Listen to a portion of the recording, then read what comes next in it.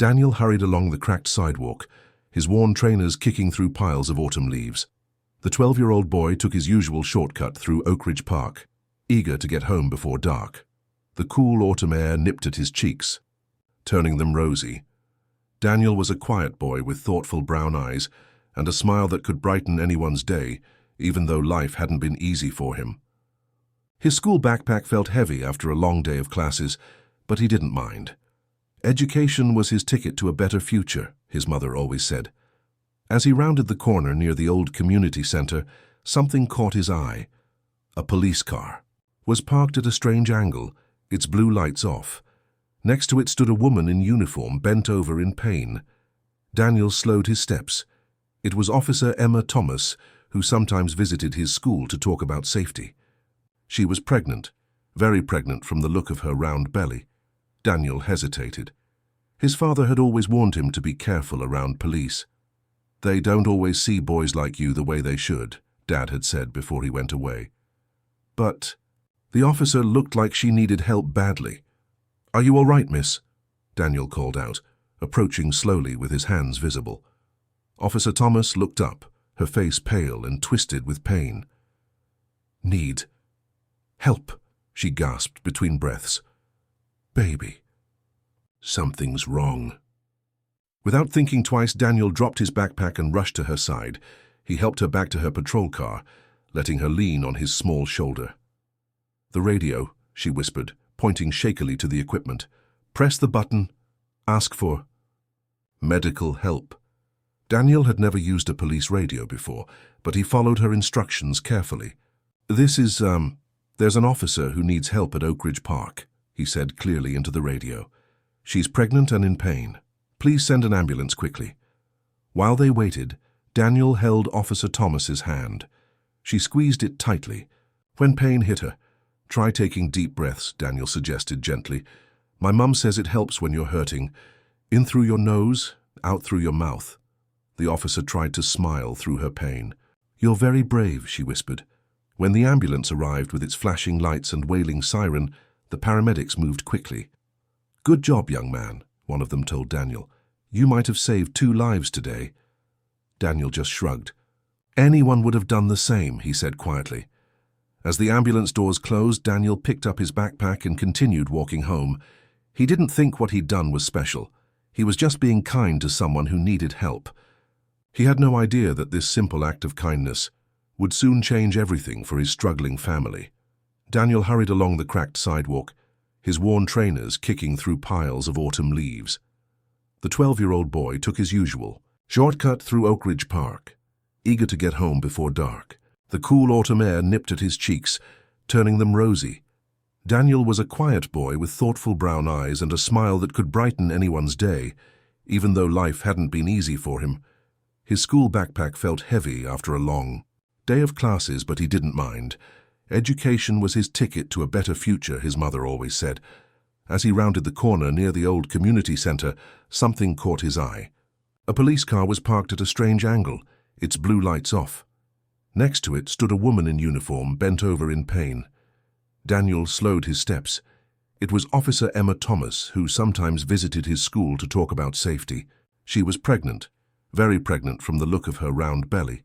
Daniel hesitated. His father had always warned him to be careful around police. "They don't always see boys like you the way they should," Dad had said before he went away. But the officer looked like she needed help badly. "Are you all right, miss?"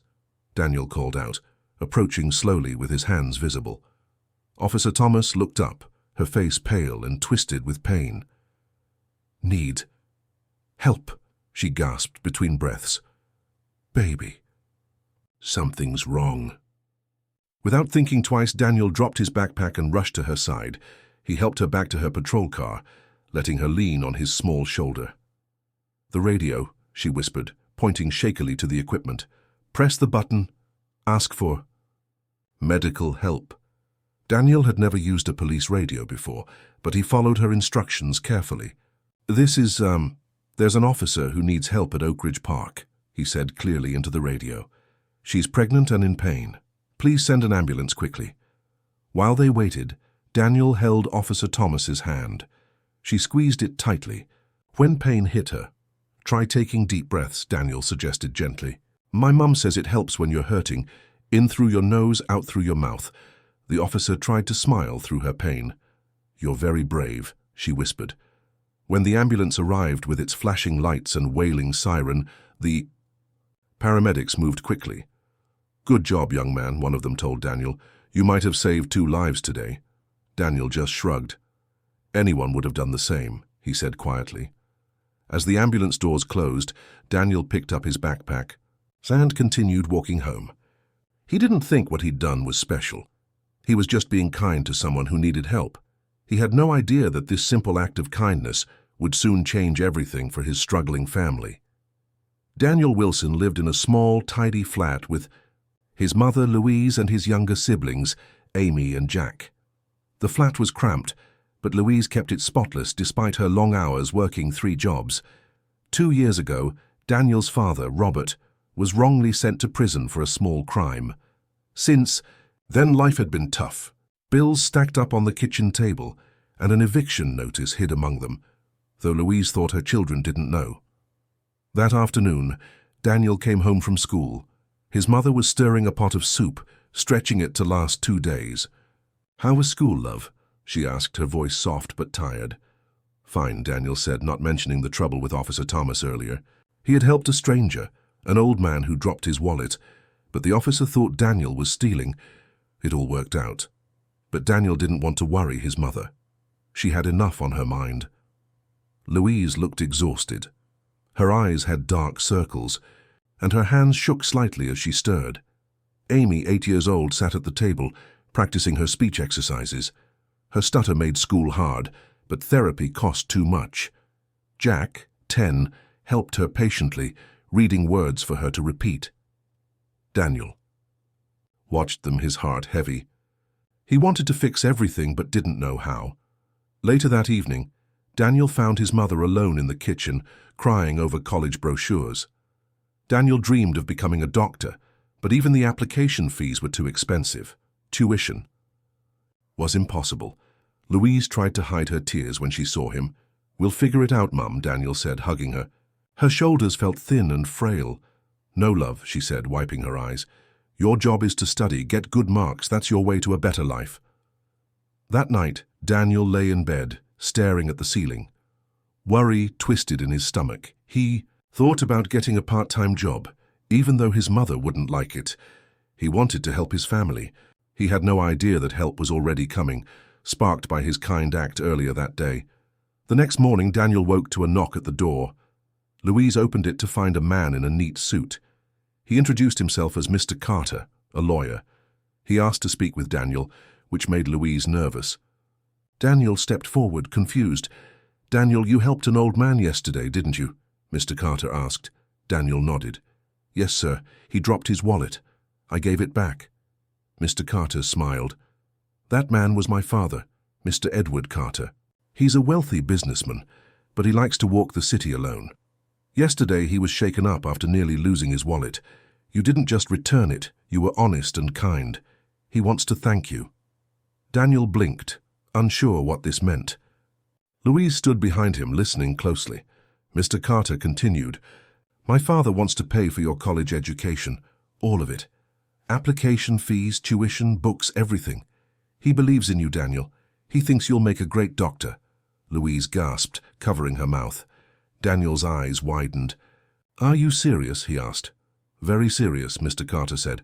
And there's more. He's offering to cover Amy's speech therapy and help with your family's bills. He heard about your father's case and asked me to look into it. I think we can get Robert out of prison soon. Tears filled Louise's eyes, but this time they were happy tears. Daniel felt his chest tighten with hope. He couldn't believe. One small act could change so much. Over the next few weeks, things moved fast. Mr. Carter kept his word. He paid off the family's overdue bills, and the eviction notice disappeared. Amy started speech therapy, and her confidence grew with every session. Jack, inspired by Daniel, began studying harder, dreaming of becoming a teacher. Best of all, Mr. Carter's legal team worked on Robert's case. They found evidence proving he was innocent. One sunny afternoon, Robert walked through the front door, free at last. Louise ran to him, sobbing with joy. Daniel, Amy and Jack piled into the hug, laughing and crying together. Daniel started preparing for college applications, knowing his dream was now possible. He visited Mr. Edward Carter to thank him in person. The old man lived in a big house, but his smile was warm and simple. "You didn't have to do all this," Daniel said, shaking his hand. Edward chuckled. "Kindness deserves kindness, son. You helped me without expecting anything. Now go be a great doctor." As Daniel left, he felt lighter than ever. His family was whole again and their future looked bright, all because of one honest moment on a busy street. Years later, Daniel stood in a white coat, a stethoscope around his neck. He was a doctor, working in a hospital, helping people every day. He never forgot Mr. Carter or the lesson he learned. A small act of kindness could change lives forever. Word count: 898. Daniel Wilson's life had changed in ways he never imagined. Thanks to Mr. Edward Carter, the kind old man he helped, his family's struggles were easing. The bills were paid, Amy's speech therapy was working, and their father, Robert, was home from prison, cleared of all charges. Daniel's dream of becoming a doctor felt closer, with Mr. Carter promising to cover his college costs. But life, Daniel learned, could still bring surprises. One morning as Daniel walked to school, he noticed a crowd near the park. Curious, he stepped closer. A young girl, about Amy's age, sat on the ground, crying. Her knee was scraped, and her bicycle lay twisted beside her. People walked by, but no one stopped. Daniel knelt down. "Hey, are you okay?" he asked gently. The girl sniffled. "I fell. My bike's broken and I can't get home." Daniel helped her stand and checked her knee. It wasn't bad, just a small cut. He used a tissue from his bag to clean it. "What's your name?" he asked. "Lila," she said, wiping her eyes. "I'm Daniel. Don't worry, I'll help you get home." Lila lived a few streets away, but her bike's chain was broken. Daniel carried it for her, and they walked together. Lila talked nervously about school and her friends. Daniel listened, smiling. When they reached her house, a worried woman ran out. "Lila, where were you?" the woman cried, hugging her daughter. "She fell off her bike, Mom," Daniel explained. "I helped her get home." The woman, Lila's mother, thanked Daniel over and over. "You're a good boy," she said, her voice full of relief. Daniel nodded and left, not thinking much of it. He was just glad Lila was safe. A week later, Daniel came home to find a stranger at the flat. The man, dressed in a neat jacket, stood with Louise and Robert. He smiled when he saw Daniel. "This is Mr. Patel," Louise said. "He's a friend of Lila's family." Daniel remembered Lila, the girl with the broken bike. "Nice to meet you, sir," he said, confused. Mr. Patel shook his hand. "Lila's my niece. Her mother told me what you did. You didn't just help her, you made sure she felt safe. That means a lot." Daniel shrugged. "It was nothing, really." "It wasn't nothing," Mr. Patel said. "I own a small community center nearby. We teach kids science, math, and even basic medical skills. I'd like you to volunteer there, Daniel. You're good with people, and I think you'd inspire the kids." Daniel's eyes widened. "Me? Teach kids?" "Yes," Mr. Patel said. "It won't interfere with school, just a few hours a week. And it'll look great on your college applications." Louise beamed, proud of her son. Robert put a hand on Daniel's shoulder. "What do you say, son?" Daniel thought about it. He liked helping people, and teaching kids sounded exciting. "I'll do it," he said. The next Saturday, Daniel walked into the community center. It was a bright space with posters of planets and human bones on the walls. A group of kids ages 8 to 12 waited for him. Some looked bored, others curious. Daniel felt nervous but took a deep breath. "Hi, everyone," he started. "I'm Daniel. I want to be a doctor someday. Today, we'll learn about how the heart works." He showed them a model of a heart, explaining how it pumps blood. The kids asked questions, and soon they were laughing and guessing answers. One boy, Sam, was quiet at first, but got excited when Daniel let him hold the model. By the end of the session, the kids begged him to come back. As weeks passed, Daniel grew confident at the center. He taught the kids about bones, lungs, and even how to check a pulse. Sam, the quiet boy, started talking more and told Daniel he wanted to be a nurse. Daniel felt proud, like he was making a difference. One day, Mr. Patel called Daniel to his office. "You're doing great work," he said. "I spoke to a friend who runs a scholarship program for future doctors. I told him about you, and he wants to meet you." Daniel's heart raced. "A scholarship for me?" Mr. Patel nodded. "It's not just about grades, Daniel. It's about character. You've shown that by helping Lila and teaching these kids. Keep it up and you'll go far." That evening, Daniel told his family the news. Amy clapped, her stutter much better now. Jack grinned and said, "You're like a superhero, Dan." Robert and Louise hugged him, their eyes shining with hope. Months later, Daniel met the scholarship director.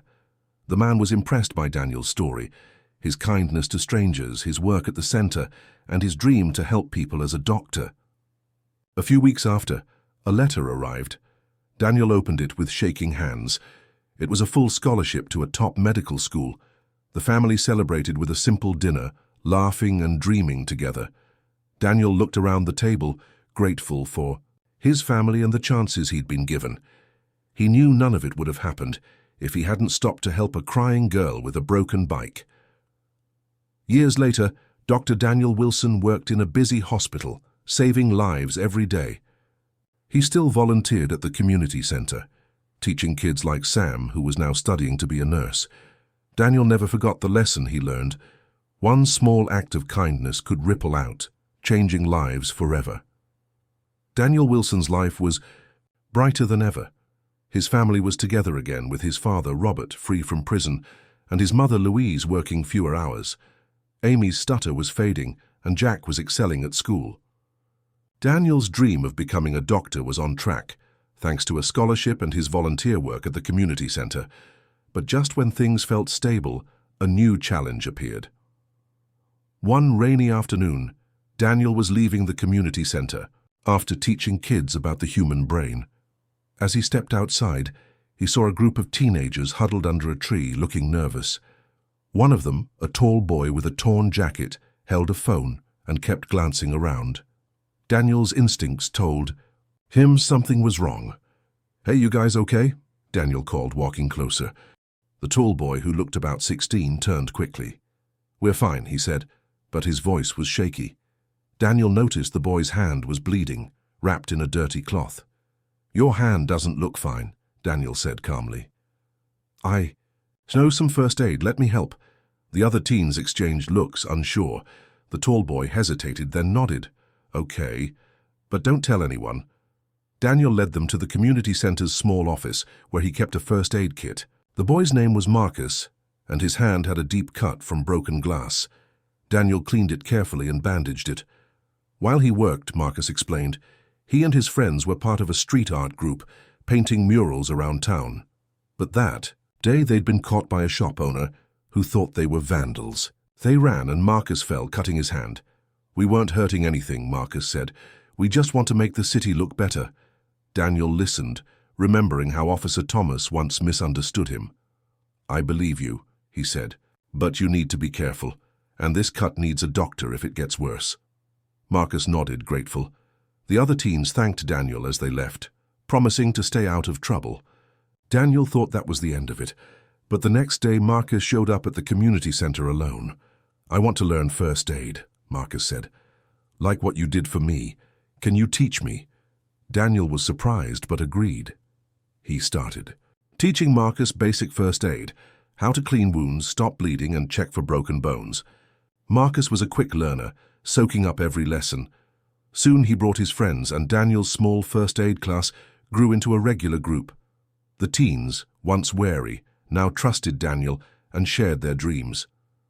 Marcus wanted to be an artist, but he also liked helping people. One evening, Mr. Patel, who ran the community center, saw Daniel's class in action. "You're doing something special here," he said. "These kids look up to you. Have you thought about starting a bigger program?" Daniel hadn't, but the idea excited him. "What kind of program?" he asked. "Teach more teens life skills," Mr. Patel said. "First aid, job skills, even art. Keep them off the streets and give them a future." Daniel liked the idea, but he wasn't sure he could do it. He was still in school preparing for college and helping his family. But Marcus and the other teens inspired him. He decided to try. Over the next few weeks, Daniel worked with Mr. Patel to plan a program called Street to Success. The MAO offered classes on first aid, resume writing, and even mural painting thanks to Marcus's ideas. The community center got a small grant to buy supplies, and local businesses donated food and materials. Word spread, and more teens joined, including some who'd been in trouble before. One day, a woman named Ms. Harper visited the center. She was a city council member who'd heard about Daniel's program. She watched Marcus teach a first aid lesson to younger kids, his confidence shining. "Who started this?" Ms. Harper asked Mr. Patel. "Daniel Wilson," Mr. Patel said, pointing to Daniel, who was helping a teen with a job application. Ms. Harper approached Daniel. "You're doing amazing work," she said. "The city wants to fund your program and expand it to other neighborhoods. Would you lead it?" Daniel was stunned. "I'm just a high school student," he said. "I don't know if I can." "You're already doing it," Ms. Harper said. "We'll help with staff and resources. You just keep being you." That night, Daniel told his family about the offer. Louise hugged him tightly. "You're making a difference, love," she said. Robert nodded proudly, and Amy and Jack cheered. With the city's support, Street to Success grew. Daniel trained teens like Marcus to teach classes, and the program spread to 2 more community centers. Marcus's murals decorated the buildings, turning gray walls into bursts of color. Some teens got jobs, and others, like Marcus, started planning for college. Years later, Dr. Daniel Wilson stood in a hospital, saving lives as a doctor. He still ran Street to Success, now a citywide program helping thousands of teens. Marcus, now an art teacher and paramedic, worked by his side. Daniel often thought about that rainy day when he helped a scared boy with a cut hand. One small act had sparked a movement, proving kindness could change a city. Daniel Wilson's life was a whirlwind of hope and hard work. His Street to Success program was thriving, helping teens across the city with first aid, job skills, and art. His family was stronger than ever, with Robert and Louise proud, Amy speaking clearly, and Jack aiming for college. Daniel was in his first year of medical school, funded by his scholarship, and his dream of becoming a doctor felt close. But life had a way of testing him when he least expected it. One chilly evening, Daniel was at the community center, teaching a first aid class. Marcus, now a skilled paramedic in training, was helping. The room buzzed with teens practicing bandages and checking pulses. Suddenly, the door burst open. A young girl, panting and wide-eyed, ran in. "Help!" she cried. "There's a fire! At the old warehouse, my brother's trapped." Daniel's heart raced. The warehouse was a block away, a rundown building where some kids hung out. He grabbed the first aid kit and told Marcus to call emergency services. "Stay here and keep the class calm," he said. Then he ran out with the girl, whose name was Tara. The warehouse was already glowing with orange flames when Daniel arrived. Smoke poured from broken windows, and a small crowd watched from a safe distance. Tara pointed to a side door. "My brother Leo is inside. He was with his friends, but they got out. He didn't." Daniel heard sirens in the distance, but they were too far. He knew waiting might be too late. He took a deep breath, remembering his first aid training. "Stay here, Tara," he said. "I'll find him." He wrapped his jacket around his face to block the smoke and ran to the side door. The heat hit him like a wall, and smoke stung his eyes. "Leo!" he shouted, coughing. No answer. He moved deeper, staying low to avoid the worst of the smoke. Broken crates and old furniture cluttered the floor, making it hard to see. Then he heard a faint cough. Following the sound, Daniel found a boy, about 14, slumped against a wall. His face was smudged with soot, and he was barely conscious. "Leo?" Daniel asked. The boy nodded weakly. Daniel checked him quickly.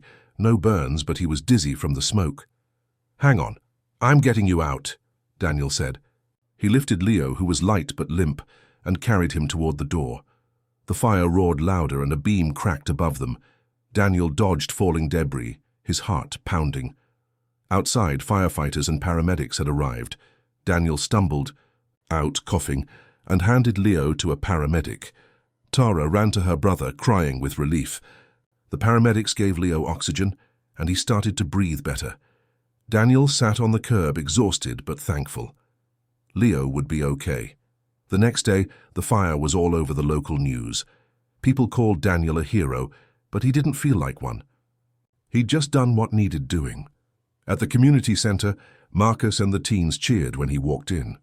"You saved Leo," Marcus said, grinning. Tara and Leo visited a few days later. Leo's face was clean now, and he smiled shyly. "Thanks for getting me out," he said.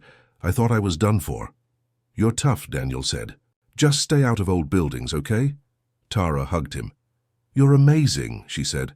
Her parents, standing nearby, nodded. "We want to help your program," her father said. "We own a small store. We can donate supplies for your classes." Daniel was touched. "That'd mean a lot," he said. The extra supplies would help more teens join Street to Success. Word of Daniel's bravery spread. A local newspaper wrote a story about him, calling him the teen hero who saves lives. Soon, a woman named Ms. Carter, no relation, to Mr. Edward Carter, contacted him. She worked for a national youth organization and wanted to partner with Street to Success. "Your program is special," Ms. Carter said at a meeting. "We want to take it nationwide. You'd train leaders to start chapters in other cities." Daniel was stunned. "Nationwide? I'm just a medical student," Ms. Carter smiled. "You're more than that. You inspire people. Say yes and we'll handle the details." Daniel talked it over with his family. Louise worried he'd be stretched too thin, but Robert said, "You've got a gift, son. Share it." Amy and Jack agreed, excited to see Daniel's work grow. He said yes. Over the next year, Daniel worked with Ms. Carter to train leaders. Street to Success chapters opened in 5 cities, teaching teens skills and giving them hope. Marcus led the local chapter, his murals brightening every center. Leo joined too, learning first aid and vowing to help others like Daniel helped him. Years later, Dr. Daniel Wilson stood in a hospital, a respected doctor. Street to Success was now in dozens of cities, changing lives. Daniel often thought of that smoky warehouse and the boy he carried out. One brave moment had sparked a movement, proving that courage, like kindness, could light up the world.